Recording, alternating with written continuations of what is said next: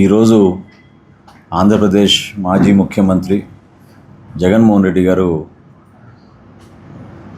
పత్రికా విలేకరులతోటి సుదీర్ఘమైన ఒక ప్రెస్ కాన్ఫరెన్స్ ఏర్పాటు చేసి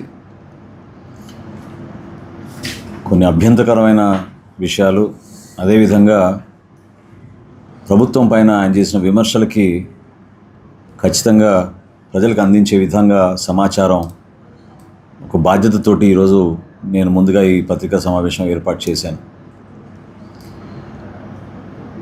మా పౌర సరఫరాల శాఖకు సంబంధించిన రెండు ముఖ్య అంశాలు. ఒకటి, దీపం పథకం కింద రాష్ట్ర వ్యాప్తంగా ఒక అద్భుతంగా పారదర్శకంగా జరుగుతున్న కార్యక్రమం గురించి ప్రజల్ని తప్పుదారి తీసుకెళ్లే విధంగా జగన్మోహన్ రెడ్డి గారు మాట్లాడారు.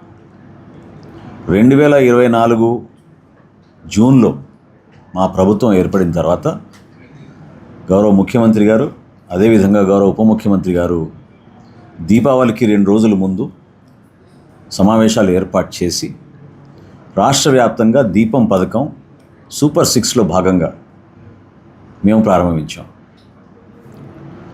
ప్రాథమిక అంచనాల ప్రకారంగా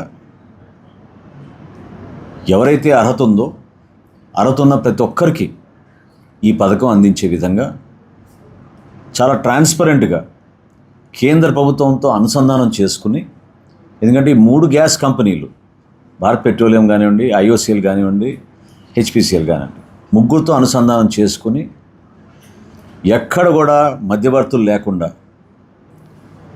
పర్ఫెక్ట్గా జరిగే కార్యక్రమాన్ని మా NDA ప్రభుత్వం సూపర్ 6లో భాగంగా ప్రారంభించినప్పుడు నవంబర్ 24లో మొదటి విడత 97,36,000 మంది లబ్ధిదారులు ఆ రోజున గ్యాస్ బుక్ చేసుకుని వినియోగించుకున్నారు. 764 కోట్ల రూపాయలు వాళ్ళ ఖాతాలకు జమ చేశాం. డెలివరీ జరిగిన 3 రోజుల్లోనే ఈ కార్యక్రమం అందించే విధంగా కేంద్ర ప్రభుత్వం సహకారంతో, ఎందుకంటే ఈ డేటా, ఈ సమాచారం కేంద్ర ప్రభుత్వంతో ముడిపడి ఉంటుంది కాబట్టి ఎప్పుడైతే లబ్ధిదారులు డబ్బులు కట్టి డెలివరీ అవుతుందో సిలిండరు, ఇమ్మీడియట్గా ఆ ప్రక్రియ ప్రారంభమై డెలివరీ అయిన 3 రోజులకి వీళ్ళ ఖాతాలోకి డబ్బులు జమ చేసే విధంగా ఆ కార్యక్రమాన్ని మొదలుపెట్టాం. విజయవంతంగా ఇప్పటి వరకు 4 విడతలు పూర్తి చేశాం. అంటే మా ప్రభుత్వం వచ్చిన 5 నెలలకే ఈ కార్యక్రమం ప్రారంభించి గ్యాస్ సిలిండరు సంవత్సరానికి 3 ఏదైతే మేము వాగ్దానం చేసామో సూపర్ 6లో భాగంగా అది అందరికీ అందే విధంగా పారదర్శకంగా తీసుకుంటూ వస్తున్నాం. 2వ విడతలో 93,83,000 మంది లబ్ధిదారులు దీపం పథకం కింద గ్యాస్ సిలిండర్స్ బుక్ చేసుకున్నారు. వాళ్ళ ఖాతాల్లోకి 777 కోట్ల రూపాయలు రాష్ట్ర ప్రభుత్వం జమ చేయడం జరిగింది. 3వ విడతలో 94,81,000 మంది లబ్ధిదారులు ఈ గ్యాస్ సిలిండర్ బుక్ చేసుకుంటే వాళ్ళ ఖాతాలోకి 791 కోట్ల రూపాయలు జమ చేయడం జరిగింది. 4వ విడత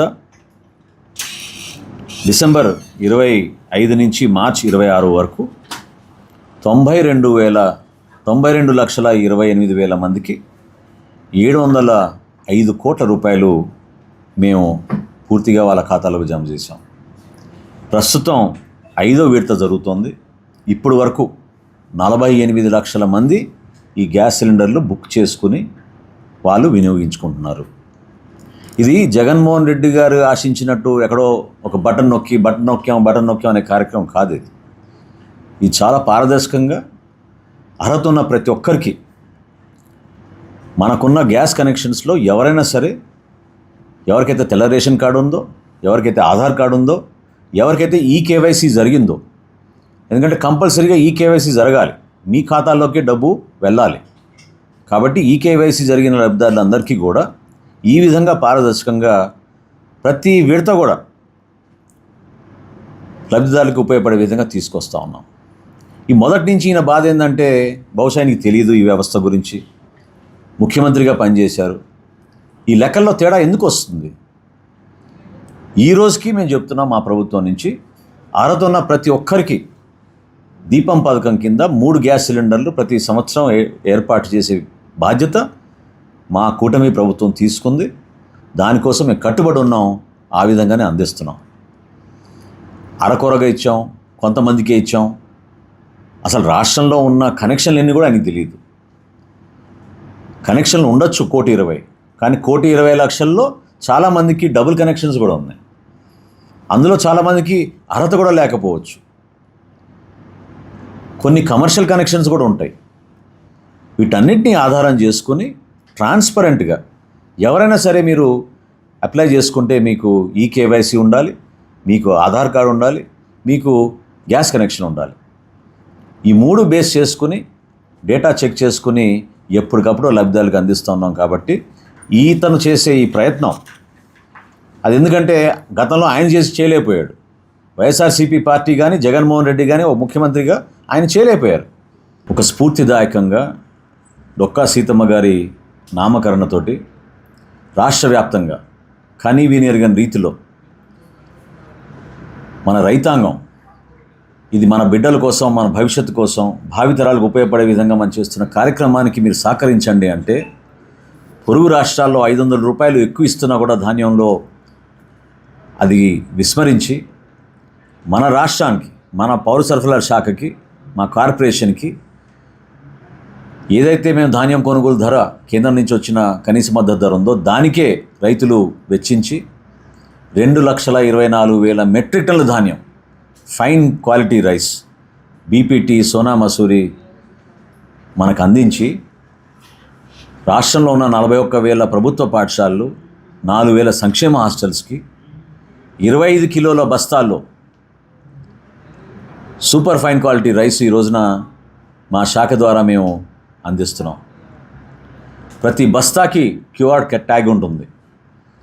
పండించిన రైతు ఎవరు, ఏ గ్రామం నుంచి వచ్చింది, ఏ మిల్లుకి వెళ్ళింది, ఎక్కడ ట్రాన్స్పోర్ట్ అయింది, ఏ పాఠశాలకు వచ్చింది అనేది చాలా పారదర్శకంగా జరిగే విధంగా ఒక అద్భుతమైన క్వాలిటీతో మేము తీసుకొస్తూ ఉన్నాం.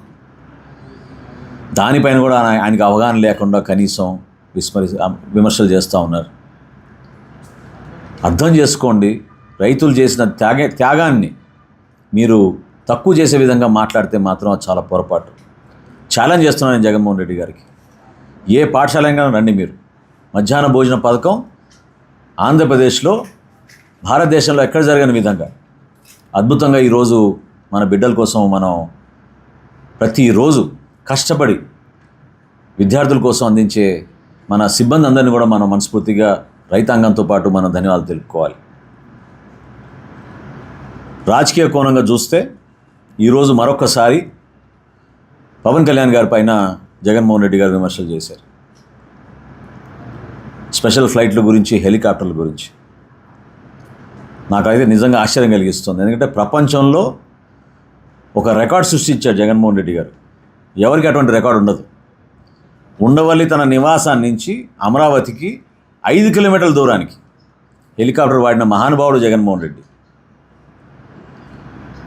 ఉండవల్లి నుంచి తెనాలికి ఒకరోజు కార్యక్రమానికి హెలికాప్టర్ వేసుకుని వచ్చారు. ఏ రోడ్డు మీద మీరు ప్రయాణించారు? ఆ రోడ్ల దుస్థితి ఏ విధంగా ఉండేది ఆ రోజుల్లో? 222 కోట్ల రూపాయలు ఈయన 5 సంవత్సరాల్లో స్పెషల్ ఫ్లైట్ల కోసం, హెలికాప్టర్ల కోసం వెచ్చించిన జగన్మోహన్ రెడ్డి గారు ఈరోజు ముఖ్యమంత్రి గారిని, ఉప ముఖ్యమంత్రి గారిని స్పెషల్ ఫ్లైట్లు వాడుతున్నారని చెప్తున్నారు. పవన్ కళ్యాణ్ గారు ఈ రోజు వరకు కూడా పార్టీ కార్యక్రమం అయితే పార్టీ వెచ్చిస్తుంది పవన్ కళ్యాణ్ గారి హెలికాప్టర్ కోసం. ఆయన వ్యక్తిగత కార్యక్రమాలు లేకపోతే సినిమా షూటింగ్ల కోసం కష్టపడి ఆయన సినిమాలో సంపాదించుకున్న డబ్బుల ద్వారా ఆయన బిల్లు కట్టుకుని ప్రయాణం చేస్తున్నారు తప్ప జగన్మోహన్ రెడ్డి గారి లాగా స్కాములు చేసో 1,000 కోట్లు సంపాదించుకున్నో, ప్రైవేట్ ప్లేన్లు ఇక్కడి నుంచి లండన్కి, ఇక్కడి నుంచి డావోస్కి కాంట్రాక్టర్ల దగ్గర తీసుకున్నారు ఆ ప్లేన్లు, వాళ్ళని బెదిరించి. మరి ప్రభుత్వం ఎందుకు 222 కోట్ల రూపాయలు మీ మీద ఖర్చు పెట్టింది ప్రైవేట్ ప్లేన్ల కోసం? సమాధానం చెప్పాలి మీరు. పవన్ కళ్యాణ్ గారు ఖచ్చితంగా రాష్ట్రంలో పర్యటిస్తున్నప్పుడు ఆయనకున్న ఆదరణ, ట్రావెల్ చేసేటప్పుడు ఉన్న ఇబ్బందిని బేస్ చేసుకుని కొన్ని ఏర్పాట్లు చేసుకుంటూ ఉంటాం. అంతేగాని ఆయన ప్రయాణం చేశారు, ఆయన కోసం రెడీగా ఒక హెలికాప్టర్, ఒక ప్లేన్ ఉంటుందనేది ఆయన చెప్పడంలో ఏమాత్రం కూడా సబబు కాదు. అది మీరు గతంలో మీరు చేసిన కార్యక్రమాల్ని ప్రజలకి మరొకసారి గుర్తు చేస్తున్నాను. మీ ఇంటి నుంచి అమరావతి 5 కిలోమీటర్ల దూరానికి హెలికాప్టర్ వేసుకెళ్ళారు మీరు. అప్పుడు గుర్తు రాలేదా మీకు? అదేవిధంగా గౌరవ ముఖ్యమంత్రి గారు చంద్రబాబు నాయుడు గారిని మావిగన్ విషయం గురించి ప్రస్తావిస్తూ అమరావతి రైతులు పడిన క్షోభ, వాళ్ళు చేసిన త్యాగానికి మీరు గుర్తించకపోగా ఎంతమంది పాపం గుండెపాటుతో మృతి చెందారు, ఎంతమంది మహిళలు ఆవేదనతో రోడ్డుపైన వచ్చి బాధపడ్డారు. ఒక పైశాచిక ఆనందంతో మరొకసారి అమరావతిలో జరుగుతున్న అభివృద్ధి కార్యక్రమాలు, మా ప్రభుత్వం చేస్తున్న సంక్షేమ అభివృద్ధి రెండింటిపైన ప్రజల్లోకి ఏదో విధంగా ఒక అలజడి సృష్టించే విధంగా ఆయన చేస్తున్న ప్రయత్నాన్ని వ్యక్తిగతంగా గౌరవ ముఖ్యమంత్రి గారిని ఆయన అన్న మాటలు జనసేన పార్టీ నుంచి మేము ఖండిస్తున్నాం. రాజకీయ వ్యవస్థలో గౌరవం నిలబెట్టుకునే విధంగా ఒక బాధ్యత కలిగిన వ్యక్తిగా మీరు ఈరోజు చంద్రబాబు నాయుడు గారిని ఉద్దేశించి అన్న మాటలు అది చాలా చాలా పొరపాటు. ఒక వ్యవస్థ నిర్మాణం కోసం, రాష్ట్రం మంచిగా ఉండాలనే తపనతోటి పనిచేసే వ్యక్తి అమరావతి రైతులు పడిన ఇబ్బందుల గురించి ఒక బాధ్యతతోటి ప్రజల్లో తీసుకెళ్లిన జనసేన పార్టీ, తెలుగుదేశం పార్టీ, ఆ రోజు భారతీయ జనతా పార్టీ రాష్ట్రానికి మేలు జరగాలని మేము నిలబడ్డాం. అంతేగాని మావిగన్ అంటే ఎవరో భయపడతారనో నవ్వుతున్నారు జనం. ఇదో పిచ్చెక్కింది అనుకుంటున్నారు. 3 రోడ్లు గీతలు గీచి మావిగన్ అంటే అది రాజధాని అవుతుందా? దయచేసి పవన్ కళ్యాణ్ గారికి ఉన్న సంస్కారం, ఆయనకున్న ఓపికని మీరు బలహీనత అనుకుంటే చాలా పొరపాటు. అనుక్షణం ప్రజల కోసం, వ్యవస్థ బలోపేతం కోసం, ఇతర దేశాలతో పోల్చుకుంటే భారతదేశం ఉన్నత స్థాయిలో ఉండాలని మోడీ గారు ఏ విధంగా కోరుకుంటున్నారో ఆయనకి సహకరిస్తూ అటువంటి నాయకత్వం ఈ రోజున మా ఎన్డీఏ ప్రభుత్వం ఆంధ్రప్రదేశ్లో చేపట్టింది. ఆ బాధ్యతని మేము ప్రజల్లోకి తీసుకెళ్తాం. ఈ బురద జల్లే కార్యక్రమం 5 సంవత్సరాలు ముఖ్యమంత్రిగా చేసిన వ్యక్తికి కనీసం ఇంకిత జ్ఞానం లేకుండా సమాచారం తెప్పించుకొని మీరు మాట్లాడండి. ఒక పథకం గురించి లోతుగా మీరు అధ్యయనం చేయండి.